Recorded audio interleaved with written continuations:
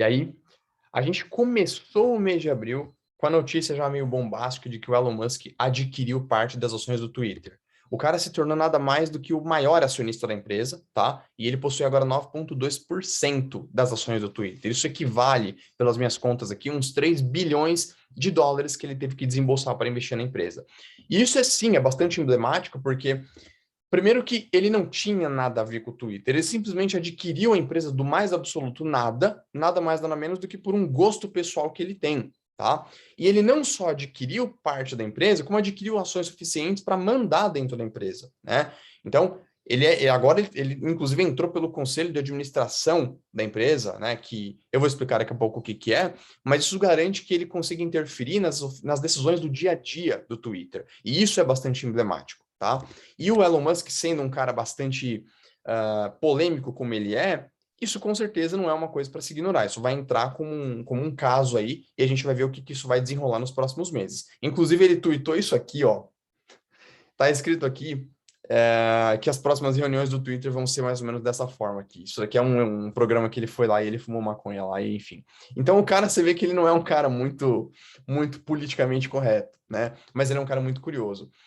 E assim, as pessoas do Twitter gostaram disso? Será que eles viram isso com bons olhos? Cara, não dá para dizer com certeza, mas eu diria que não. Não porque, primeiro, que não é legal você ter um cara que chega na tua empresa, compra uma parte dela e, a partir daí, entra para o grupo de caciques que mandam naquela empresa. E segundo, porque a gente teve notícias que saíram na mídia de pessoas que estão com medo do que o Elon Musk pode fazer dentro da plataforma. Por quê? Porque uma das coisas que o Twitter estava muito se posicionando era com relação ao tipo de conteúdo que vai ser permitido dentro do Twitter. E a gente teve o Donald Trump, inclusive, sendo banido por causa disso. E se não me engano, o próprio Elon Musk já teve tweets que foram deletados por causa disso, até teve processo em volta e tal. Só que eu não vou lembrar dos detalhes agora. De qualquer forma, né, os funcionários estavam um pouco com medo desse tipo de medida que ele pode fazer, tá? Então, assim, eu falei que ele entrou para o conselho de administração da empresa. O que, que é um conselho de administração? Imagina que quando você tem uma empresa que abre capital na Bolsa de Valores, essa empresa passa a ter muitos donos. Porque se eu compro uma ação dessa empresa, eu posso ser dono dela. Só que eu não tenho como influenciar dentro da empresa. Nem eu, nem você, nem nenhuma das pessoas que compram pouco dinheiro, né? Só quem tem muitos milhões pode comprar a ponto de chegar a influenciar alguma coisa. Então, a gente se torna o que a gente chama de acionista minoritário. Nós somos acionistas com participação minoritária na empresa, tá? Então, para isso, existe lá em cima da empresa a figura do conselho de administração. Então, eu tenho um conselho, abaixo do conselho eu tenho o presidente global da empresa e a empresa como um todo, os vice-presidentes, os diretores e os gerentes da empresa, tá? Então, esse conselho de administração é um grupo de mais ou menos umas 5 pessoas ali que vai determinar e vai defender o direito do acionista minoritário, eu e você, mas ao mesmo tempo vai determinar para onde a empresa pode ir junto com o CEO, tá? Inclusive o conselho pode demitir o CEO e contratar outro. E é para esse grupo que o Elon Musk agora entrou e faz parte. Por isso que ele pode influenciar diariamente nas decisões do Twitter ali, porque ele está parte do dia a dia da empresa. Então, o que a gente pode esperar do Twitter de agora em diante? Cara, primeiríssimo ponto, que é muito provável, é uma volatilidade muito grande nas ações da empresa. Primeiro porque a gente não sabe o que vai acontecer. A gente teve o Elon Musk tweetando também que ele vai fazer mudanças significativas no Twitter, tá? Então não dá para saber se essas mudanças serão acatadas, implementadas, quais são essas mudanças, mas a gente sabe que ele tem planos para o Twitter.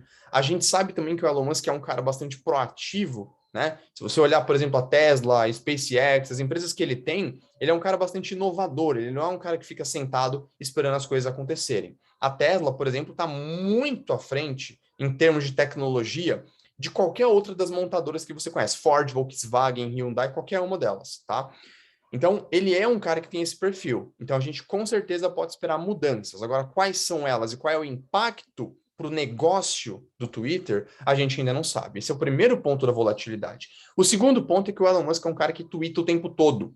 Tudo que ele faz, tudo que ele pensa, tudo que ele está, por algum motivo, tá passando na cabeça dele, ele lança lá no Twitter, tá? Inclusive, dá uma olhada nesse tweet aqui sobre a política, né? Aqui tá escrito quais plataformas os republicanos e os democratas, que é como se fosse a esquerda e a direita dos Estados Unidos, quais plataformas são confiáveis por um e para o outro. E o cara tweetou dizendo que foi interessante, né? Então, você vê que tem um interesse nele com relação a isso. Então, a gente pode esperar algum tipo de volatilidade nas ações do Twitter por conta dos posicionamentos públicos do Elon Musk ali também, tá? E a terceira coisa que a gente tem que esperar é o seguinte: o Twitter, o negócio da empresa como um todo, ele é basicamente uma rede social que roda anúncios, e aí ele tem os produtos dentro desses anúncios, né? Eu posso, por exemplo, rodar tráfego, eu posso fazer igual no Instagram, eu impulsiono uma publicação minha para ela atingir muitas pessoas, para eu vender alguma coisa ou para eu conseguir seguidor. Eu tenho as empresas que estão fazendo anúncios dentro do Twitter, né?